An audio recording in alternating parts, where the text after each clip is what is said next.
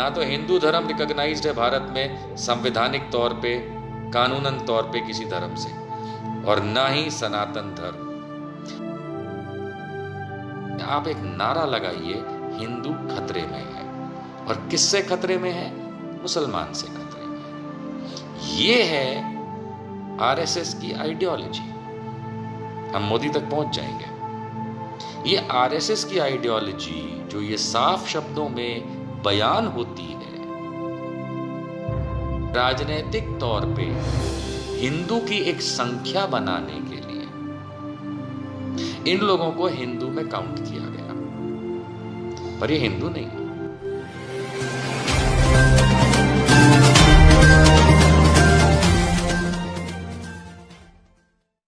हम लोग सुनते आए हैं कुछ सालों से कि हिंदू खतरे में है। हम लोग देखते आए हैं कि राजनीतिक दल किस तरीके से धर्म, जाति इत्यादि पे जोर डाल करके देश को कभी एकजुट और कभी विभाजित करने का काम करते हैं, राजनीति करते हैं। बहुत जानना ज़रूरी है, अत्यधिक कुछ बातों को समझना ज़रूरी है, और मैं आशा करता हूँ कि आप लोग इन बातों को समझ के औरों को भी समझाएंगे। कारण ये है, और बहुत छोटा सा है, कि हमारा देश नौजवान है। 1947 से देश प्रगतिशील रहा, अभी भी प्रगतिशील है। फ़र्क ये है कि सरकारें कई आई और चली गईं। कुछ सरकारों ने देश के लिए काम किया, कुछ ने नहीं। फ़र्क ये है कि कई राजनीतिक दल इस देश पे शासन कर चुके हैं, अलग अलग विभिन्न तरीक़ों से कर चुके हैं। कुछ राजनीतिक दलों ने सरकारें बनाई देश और जनता के हित के लिए, कुछ लोगों ने शासन किया पार्टियों के हित के लिए। अब ये एक चर्चा का विषय है जिसमें हम लोग कई बार पड़ जाते हैं, करप्शन इत्यादि। उनको साइड में रखें। आज थोड़ा सा एक गंभीर मुद्दा ये देख लेते हैं कि हिंदू खतरे में है। ये हम सुनते आए। पहले ये समझेंगे कि हिंदू होता क्या है, उसके बाद हम जाएंगे कि खतरे में कौन, और फिर जो मैंने बात कही है कि मोदी का मुसलमान और मीडिया कार्ड, इस पे भी आएंगे। बहुत संक्षिप्त में बात करने की कोशिश करूंगा, लेकिन उतनी ज़रूर करूंगा जितनी आवश्यक है। हमें याद रहे कुछ बातें कि 1947 के बाद जब देश आज़ाद हुआ, भारत बना, 1950 में भारत का संविधान लागू हुआ। 1950 से लेके आज 2020 है। मैंने संविधान में, संविधान के किसी भी अंतर्गत आने वाले कानून में, रेगुलेशन में, रूल में हिंदू कोई धर्म हो इस तरीके का आदेश या कानून नहीं देखा। जो देखा है वो ये कि सुप्रीम कोर्ट, माननीय सुप्रीम कोर्ट के आदेश हैं जिसमें हिंदू को धर्म नहीं माना गया। फिर जो भी कुछ माना गया हो, पर धर्म तो नहीं माना गया। जो लोग इस वीडियो को देख रहे हैं, देखेंगे, वो ये बात समझ लें कि आप किसी भी पॉलिटिकल पार्टी की तरफ इंक्लाइंड हो, उससे कोई फ़र्क नहीं पड़ता। लेकिन जो आजकल बहुत उछल कूद मची है नरेंद्र मोदी के नाम पे, ये भाई साहब भी कई बार प्रधानमंत्री बनने से पहले और उसके बाद भी साफ कर चुके हैं कि हिंदू कोई धर्म नहीं है। इस पूरी बात को समझने के लिए एक दूसरा पहलू आप सबको जानना ज़रूरी है कि यदि हिंदू कोई धर्म नहीं है तो लोग आ जाते हैं मुझसे कहने के लिए कि हम सनातन धर्मी हैं। हिंदू धर्म हो या ना हो, धर्म के नाम पे हम सनातन धर्म को फॉलो करते हैं। देखिए साहब, आप फॉलो तो किसी को भी करें, आप किसी धर्म को फॉलो करें ना करें, लेकिन जिस संविधान की हम बात कर रहे हैं उसमें तो सनातन धर्म का भी नाम नहीं है। जान लीजिए, ना तो हिंदू धर्म रिकॉग्नाइज्ड है भारत में संवैधानिक तौर पे, कानूनन तौर पे किसी धर्म से, और ना ही सनातन धर्म। अगर है तो आप साबित करके दिखाएं, क्योंकि हमारा ज्ञान, संवैधानिक ज्ञान, कानूनी ज्ञान ये दो बातें साफ कह सकता है कि इस देश इंडिया में, भारत में, ना तो हिंदू कोई धर्म है और ना सनातन धर्म को कोई संवैधानिक मान्यता है। ये बात मैं क्यों रख रहा हूँ? ये मैं आपके सामने शुरुआत में इसलिए रख रहा हूँ क्योंकि जब आगे बात होगी कुछ पेचीदे मामलों पे, तो आपको ये बात याद रहनी चाहिए कि भारत, इंडिया के अंदर संवैधानिक तौर पे हिंदू और सनातन, ये दोनों, जो कोई कहता है कि धर्म है, तो मेरा भारत का संविधान या कानून या सरकार नहीं कहती है कि इन दोनों में से कोई भी धर्म रिकॉग्नाइज्ड है। अब एक बड़ी मज़ेदार बात उठ के आती है। सोचिए कि यदि भारत में संवैधानिक तौर पे और कानूनी तौर पे हिंदू और सनातन धर्म है ही नहीं, तो क्या कोई आज, कल, परसों लाइव या रिकॉर्डेड बता सकेगा कि तो भारत में सबसे बड़ा धार्मिक ग्रुप कौन सा हुआ? मैं बताता हूं, आपके पास जवाब है, दिमाग में है, कि यदि हिंदू कोई धर्म नहीं है तो फिर इस देश का सबसे बड़ा धार्मिक जनसंख्या मुसलमानों की है, क्योंकि इस्लाम धर्म जरूर है, संविधान के हिसाब से भी इस्लाम धर्म है, जैनिज्म धर्म है, बुद्धिज्म धर्म है, सिखिज्म धर्म है, लेकिन हिंदू या सनातन ये धर्म नहीं है। ये मेरा संविधान कहता है, कानून कहता है। आप और मैं क्या इसमें नया ना लेंगे? तो भक्तों के लिए एक जानकारी कि हिंदू और सनातन ये भारत के संविधान तौर पे कोई धर्म नहीं है, इसलिए भारत में सबसे बड़ा धर्म इस्लाम है। मैं हिंदू हूं, ऐसा मैं बर्थ सर्टिफिकेट से जानता हूं अपने आप को, लेकिन सच्चाई में बता रहा हूं कि आप इस सच्चाई को नकार नहीं सकते कि इस देश में सबसे बड़ा धर्म इस्लाम है। अब आते हैं मुद्दे की बात पे। मुद्दे की बात यह है कि तो फिर हिंदू को धर्म क्यों माना जाता है? हिंदू को धर्म मानना एक मान्यता है, कानूनन नहीं है। और ये खेल है, ये एक खेल है, राजनीतिक खेल है। समझिए इस बात को। राजनीतिक तौर पे भारत में कई धर्म के लोग रहते हैं, मुसलमान, सिख, ईसाई, बौद्ध, जैन इत्यादि। और हिंदू की परिभाषा में ब्राह्मण, क्षत्रिय, वैश्य, शूद्र नहीं, इससे ज्यादा आगे बढ़ते हैं। शेड्यूल कास्ट, आप पढ़िए कि शेड्यूल कास्ट का मतलब क्या होता है। वर्ण व्यवस्था में दलितों से भी नीचे, काम के आधार पे डिस्क्राइब और नाम दिए गई कास्टों को शेड्यूल कास्ट बनाया गया। और वो ना तो ब्राह्मण, ना क्षत्रिय, ना वैश्य, वो शूद्र या उनसे भी नीचे, जिन्हें दलित की संज्ञा से नवाजा गया है, उनके बराबर के। शेड्यूल ट्राइब अर्थात आदिवासी, ये लोग, क्योंकि धर्म तो है ही नहीं हिंदू, और ये हिंदू थे भी नहीं, इनको पॉपुलेशन काउंटिंग के लिए और इनके उत्थान के लिए हिंदू कैडर के नीचे रखा गया। Similarly OBC, other backward class, आप कानून पढ़ेंगे जब से वो इनिशिएट हुआ तो अदर बैकवर्ड क्लास में बहुत सारी जातियां और प्रजातियां और ट्राइब्स को इंक्लूड किया गया। कुछ एक को छोड़ के बाकी सारी जो हैं वो कानूनन, आप इस चीज को पढ़ सकते हैं कि वो शूद्रों के आसपास की जातियां उन्होंने अदर बैकवर्ड क्लास में डाल दी।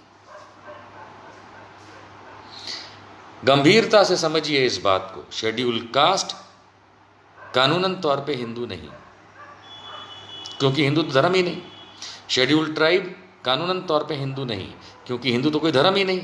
और ये अदर बैकवर्ड क्लास में से ज्यादातर शूद्रों के आसपास का, अब इनको हिंदू के कैडर में डाला काउंटिंग के लिए, यानी कि जनसंख्या के लिए, और इनके उत्थान के लिए ये मूल रीजनिंग थी इसकी। लेकिन हुआ क्या, हम भी जानते हैं कि बहुत सारे जो लोग SC ST कैडर के हैं, OBC के हैं, उन्होंने कई अलग धर्मों को अपनाना शुरू किया, जैसे कि इस्लाम, बुद्धिज़्म, क्रिश्चियनिटी। क्योंकि कई कारण रहे जिसको यहाँ पे डिस्कस करने की आवश्यकता नहीं है। हम सब जानते हैं कि किन कारणों की वजह से इन लोगों ने बहुत बड़ी संख्याओं में धर्मों को अपनाना शुरू किया, क्योंकि ये किसी धर्म के नहीं थे। अब इस चीज़ को समझने की आवश्यकता है कि राजनीतिक तौर पे हिंदू की एक संख्या बनाने के लिए इन लोगों को हिंदू में काउंट किया गया, पर ये हिंदू नहीं। मैं आपको एक छोटी सी बात कहूँगा, आप कई किसानों को जानते होंगे या आप में से लोग किसानों को नहीं जानते होंगे पर्सनली। आप जाके ज़्यादातर किसानों को, जो गरीब खेतों पे रहने वाला, छोटे छोटे मिट्टी के घरों में, दूर दराज इलाकों में, हाईवे के किनारे ज़रूरी नहीं है, उनको जाके कभी पूछिए। मैंने किया है ये चीज़, हज़ारों की संख्या में उनको जाके पूछिए, लाखों की करोड़ों की संख्या में, कि किसान जी आप कौन सी जाति के हैं। ये मैं क्यों बता रहा हूँ आगे समझ में आएगा। वो आपको अपने आप को ब्राह्मण, क्षत्रिय, वैश्य नहीं बता पाएगा। ज़्यादातर, बहुत कम होंगे जो ब्राह्मण, क्षत्रिय, वैश्य जो हैं वो किसान भी हैं।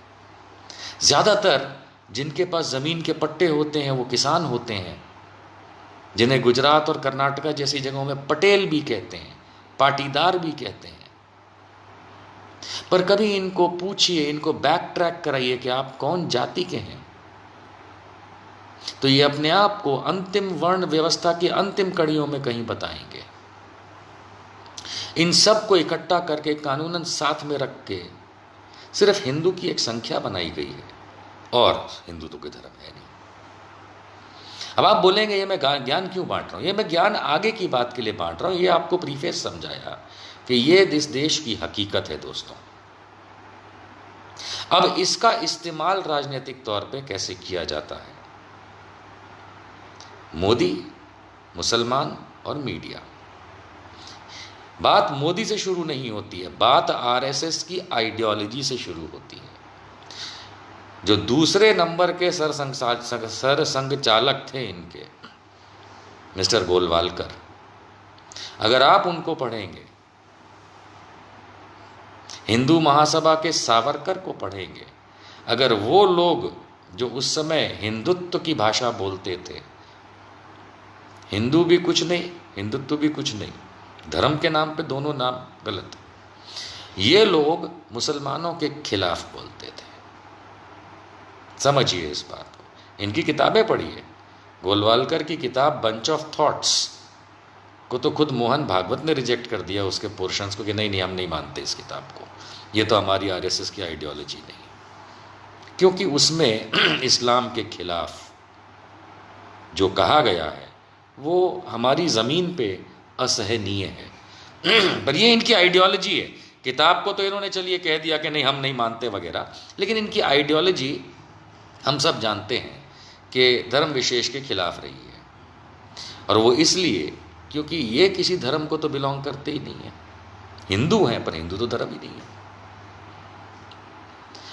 क्योंकि जब कानूनन हिंदू धर्म नहीं है और सब ब्राह्मण, क्षत्रिय, वैश्य, SC ST, शूद्र, दलित को यदि अगर इन हिंदुत्ववादियों को अगर संग्रह करके एक साथ रखने और दिखाने की चेष्टा करनी है, तो ये ऐसे तो कर नहीं पाते, क्योंकि इनके पास कुछ कहने को धर्म के नाम पे नहीं, इनके पास गवर्नेंस में पॉलिसी के नाम पे नहीं, किसी का तो वो ध्यान रखते नहीं। लेकिन एक चीज़ पे ज़रूर वो सबको साथ लाने में, जो कि सब तो नहीं होते हैं पर एक बड़ा तबका साथ में आ जाता है इस हर वर्ण व्यवस्था में से, और वो ये है कि आप एक नारा लगाइए, हिंदू खतरे में है। और किससे खतरे में है? मुसलमान से खतरे में। ये है RSS की आइडियोलॉजी। हम मोदी तक पहुंच जाएंगे। ये आरएसएस की आइडियोलॉजी जो ये साफ शब्दों में बयान होती है कि हिंदू खतरे में है। आरएसएस के कई विंग हैं, एबीवीपी, बजरंग दल, विश्व हिंदू परिषद इत्यादि, और भारतीय जनता पार्टी भी। ये लोग हिंदू को खतरे में दिखा करके, ये जो मैंने आपको बताया ना, ब्राह्मण से लेकर के शूद्र तक, और उसके सिवाय आदिवासी से लेकर के बैकवर्ड क्लासेस तक, जिन्हें वो शूद्र के आसपास की कैटेगरी में है, और शेड्यूल कास्ट वगैरह, इनको वो इकट्ठा करने की एक चेष्टा करते हैं। और इस चेष्टा में हमारे जैसे पढ़े लिखे या अक्लमंद आप जैसे लोग नहीं आते हैं। इसमें आ जाते हैं वो लोग जिनकी अपब्रिंगिंग ही इस तरीके से है, जिसमें जाति प्रथा को एकदम घोट के पिलाया गया है, चाहे वो उच्च जाति की बात करी जाए या किसी और, घोट के पिलाया गया है। उनके तो दिमाग में यही है कि बस दुनिया में यही जाति प्रथा है, इसके सिवाय कुछ नहीं। इसका फायदा ये भारतीय जनता पार्टी, आरएसएस वाले लोग उठाते हैं। और जो मैंने आपसे कहा मोदी मुसलमान मीडिया वाली बात, तो मोदी साहब उसी आइडियोलॉजी पे चलते हुए, और उससे पहले उनके प्रीवियस नेता जगण जो रहे, इन लोगों ने इस आइडियोलॉजी का इस्तेमाल करते हुए इस्लाम और मुसलमान जिसे हम कहते हैं, इसके खिलाफ मुहिम चलाई, बड़ी गंदी मुहिम चलाई कि मुसलमान खराब होता है, मुसलमान को मारो, ये हमारी ज़मीन का नहीं है, ये बाबर का है, ये पता नहीं क्या क्या गंद बकते हैं जो कि हकीकत नहीं है। और फिर कुछ नहीं मिलता है तो कहते हैं आपने तो धर्म एडॉप्ट किया है, आप घर वापसी कर लो, घर वापसी कर लो। अरे मिस्टर आरएसएस, कोई घर है ही नहीं, कोई हिंदू धर्म ही नहीं है, तो कोई वापसी करने की आप बातें करते हैं। पर ये सब करके ये उन लोगों को बहकाते हैं, उन लोगों को फंसाते हैं जो तैश में आकर के कुछ राजनीतिक लोगों के प्रभाव में आके, धार्मिक लोगों के प्रभाव में आके, धर्म विशेष या धर्म विशेष के खिलाफ जाके इस देश में अराजकता पैदा करते हैं। क्यों करते हैं इतना तो सब जानते हैं, लेकिन यहाँ पे मुस्लिम कार्ड मोदी खेलता है, या मोदी के प्रेडिसेसर जो नेता रहे वो खेलते थे, पर हाल तो मोदी खेलता है। मोदी साहब और उनकी जो पलटन है वो मुस्लिम कार्ड खेलती है, अपीजमेंट का नहीं, उनकी तरफ दुराचार करने का, ताकि ये जो वर्ण व्यवस्था में फैले हुए लोग हैं, जो किसी हिंदू धर्म के नहीं हैं, क्योंकि हिंदू कोई धर्म नहीं है, उनको बहला के, चाहे मंदिर के नाम पे, चाहे धर्म के नाम पे, चाहे पंथों के नाम पे, ये बहला फुसला करके साथ लेते हैं। और उनमें से एक तबका आ जाता है, एक काउंटिंग आ जाती है उनके पास, क्योंकि हर एक के पास आप जितना इंटेलिजेंट क्वेश्चन तो है नहीं, आईक्यू तो है नहीं। बहुत से लोगों के पास हमसे कम इंटेलिजेंट क्वेश्चन है, ऊपर वाले की दया से, श्री राम की दया से। तो वो जो श्री राम की दया से जो कम इंटेलिजेंट क्वेश्चन वाले, आईक्यू वाले लोग हैं, वो इस बहकावे में आ जाते हैं और धर्म विशेष से लड़ते हैं, उनके लोगों को परेशान करते हैं, मारते हैं और खुद को हीरो बताते हैं, जबकि वो तो किसी धर्म को बिलोंग ही नहीं करते। सुन के अटपटा लगेगा, पर ये संवैधानिक बात कह रहा हूँ कि संविधान के हिसाब से हिंदू तो कोई धर्म नहीं, सनातन कोई धर्म नहीं। प्रथाएं हैं, अपनी फॉलो करते रहिए, अपने घर में जो फॉलो करना है करिए, बाहर जो फॉलो करना है करिए, लेकिन संवैधानिक तौर पे तो नहीं है।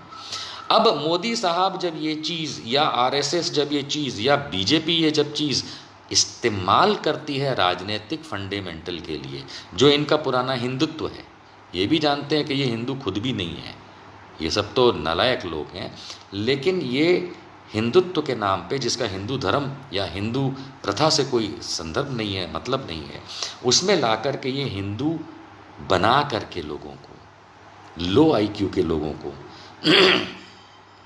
क्या करें, माफ़ करिए, हैं लो आईक्यू वाले तो क्या किया जाए, सब जगह होते हैं। मैं भी लो आईक्यू हूँ दूसरों के मुकाबले, मैं थोड़ा ना कोई साइंटिस्ट हूँ। तो कई लो आईक्यू वाले इनके जाल में फंस जाते हैं, और भैया वो हिंदू मुसलमान, या 1984 में सिखों के साथ जो हुआ, उसमें भी बहुत सारे आरएसएस के लोग के खिलाफ एफआईआर है और बहुत सारी कंप्लेंट्स है, सबको पता है। इनको तो मौका मिलना चाहिए कि ये धर्म विशेष को पकड़ के घसीटें।